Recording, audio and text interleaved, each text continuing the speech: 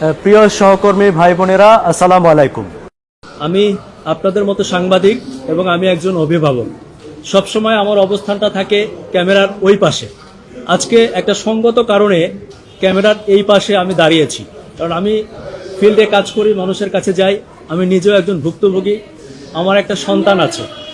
আমার সন্তান ক্লাস 4-এ পড়ে। এবছর তার পুরো ভর্তি করতে 45,000 টাকা দিতে হয়েছে। গত বছর দিতে হয়েছিল 42,000 টাকা। তো আমি একবার চিন্তা করে দেখলাম যে যাদের বাসায় 3টা বাচ্চা আছে সেই ফ্যামিলিগুলোর কি অবস্থা। আপনারা জানেন যে বাংলাদেশে অধিকাংশ মানুষ মধ্যবিত্ত, নিম্ন মধ্যবিত্ত এবং নিম্নবিত্ত।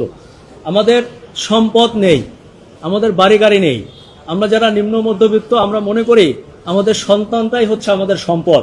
এদেশের মানুষ সারা জীবন সন্তানের জন্য সর্বোচ্চ করে। কেন করে? আমার সন্তান একদিন বড় হয়ে আমাদের সম্পদ হবে। আমার সন্তান আমাকে শেষ বয়সে দেখবে, আমাকে খাওয়াবে, পড়াবে।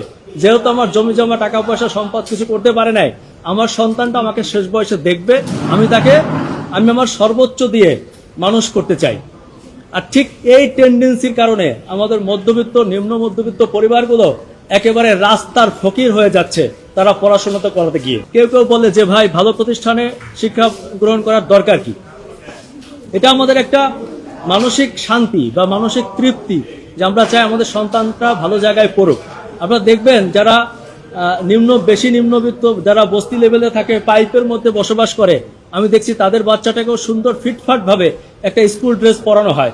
মধ্যবিত্ত বাবাদেরকে আমরা দেখেছি যারা ভ্যান চালায়, রিক্সা চালায়, গাড়িতে সুপারভাইজার, হেল্পারি করে, বিভিন্ন শ্রেণী পেশায় যারা আছে, দেখবেন তাদের শার্টের অবস্থা কি, ছিঁড়ে গেছে, প্যান্ট ছিঁড়ে গেছে, কিন্তু তার বাচ্চাটাকে একটা ভালো পোশাক দিচ্ছে। এটা আমাদের দেশের একদম রাষ্ট্রীয়ভাবে এমনটা হয়ে আসছে, কারণ আমরা চাই আমাদের সন্তানরাই আমাদের ভবিষ্যৎ হোক। কিন্তু দেখেন, আমাদের সেই সন্তানদেরকে নিয়ে আমাদের আমাদের এত পরিশ্রম, এত কষ্ট, সেই রিজিকটা প্রতি বছর শোষণ করে নিয়ে যাওয়া হচ্ছে শিক্ষা ব্যবস্থার নামে। আমি আরেকটা ব্যাপার আপনাদেরকে মাঝখানে বলে রাখি, আজকে যে কথাগুলো বলছি এগুলো সব প্রতিষ্ঠানের না। আমাদের দেশে কিছু প্রতিষ্ঠান আছে যারা এর ব্যতিক্রম। সবাই যেভাবে টাকা নিচ্ছে তা না, কিন্তু অধিকাংশ প্রতিষ্ঠান নিচ্ছে, এবং এ কারণে আরো দরিদ্র হচ্ছে, নিম্নবিত্ত একেবারে রাস্তার ফকির হয়ে যাচ্ছে এই বাচ্চাদের পড়াশোনা করাতে গিয়ে। আমাদের কথা হচ্ছে, আমরা একটা বাচ্চা স্কুলে ভর্তি করালাম, সে ফাইনাল পরীক্ষায় উত্তীর্ণ হওয়ার পর প্রতি বছর কেন তাকে ভর্তি হতে হবে? এটা কেমন সিস্টেম? শিক্ষাটাকে একটা পণ্য বানানো হয়েছে এবং অভিভাবকদেরকে বানানো হয়েছে ক্রেতা। আর এই পণ্য আর ক্রেতার মাঝখানে প্রতি বছর প্রায় 10,000 কোটি টাকার একটা বাণিজ্য তৈরি হয়েছে বাংলাদেশে। এটা আমরা চ্যালেঞ্জ করতে চাই। আমরা সেই চ্যালেঞ্জ করতে গিয়ে আমরা দেখেছি যে সরকার কিন্তু ইতিমধ্যেই পদক্ষেপ নিয়েছে, এবং সেই পদক্ষেপের অংশ হিসাবে গত 23শে নভেম্বর 2025 তারিখে সরকার একটি প্রজ্ঞাপন দিয়েছিল, যার নাম্বার হচ্ছে 000724400022562। এর 15-5 ধারার উপধারায় বলা আছে, একই প্রতিষ্ঠানে বার্ষিক পরীক্ষায় উত্তীর্ণ হয়ে এক শ্রেণী থেকে পরবর্তী শ্রেণীতে ভর্তির ক্ষেত্রে প্রতি বছর সেশন চার্জ নেওয়া যাবে, তবে পুনঃভর্তি ফি নেওয়া যাবে না। এটি একটি গুরুত্বপূর্ণ প্রজ্ঞাপন, যেটি স্বাক্ষর করেছিল রেহানা পারভীন, শিক্ষা মন্ত্রণালয়ের সচিব। একটা ব্যাপার চিন্তা করে দেখেন, একজন সচিবের স্বাক্ষর করা একটি প্রজ্ঞাপন বাংলাদেশে বাস্তবায়ন করা যায়নি। কেন যায়নি? এটার পেছনে কারা দায়ী, কারা এটি বাস্তবায়ন করতে দেয়নি, সেটা আমরা আমাদের রিটে উল্লেখ করেছি। দেখেন, এভাবে যে 10,000 কোটি টাকা প্রতি বছর বাণিজ্য হচ্ছে, এভাবে চলতে পারে না। আমরা তাই বাংলাদেশ আইন ও অধিকার এই সংগঠনের পক্ষ থেকে আজকে মহামান্য হাইকোর্টে আমরা একটি রিট পিটিশন করেছি জনস্বার্থে, যেখানে স্পষ্ট আমরা 3টি নির্দেশনা চেয়েছি।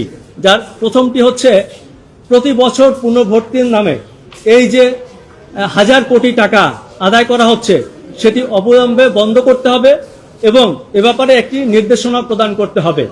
দ্বিতীয়ত হচ্ছে, যারা এবছর অলরেডি পুনর্ভর্তি হয়েছে, হাজার কোটি টাকা দিয়ে যেসব প্রতিষ্ঠানগুলো এই টাকা নিয়েছে, সেই টাকাগুলো ফেরত দিতে হবে, এ ব্যাপারে একটি নির্দেশনা প্রদান।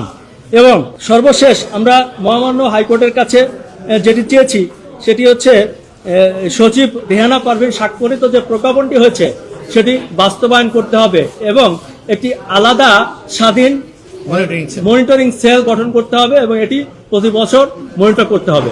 আমরা মনে করি আমরা যদি সবাই সচেতন হই তাহলে শিক্ষাক্ষেত্রে এই যে বাণিজ্য আছে সেটি বন্ধ হবে এবং শিক্ষা পণ্য হবে না, এটাই আমরা চাই। এ ব্যাপারে আমরা সর্বোচ্চ আইনি যত প্রসেস আছে সেটি আমরা অনুসরণ করে সামনে এগিয়ে যেতে চাই।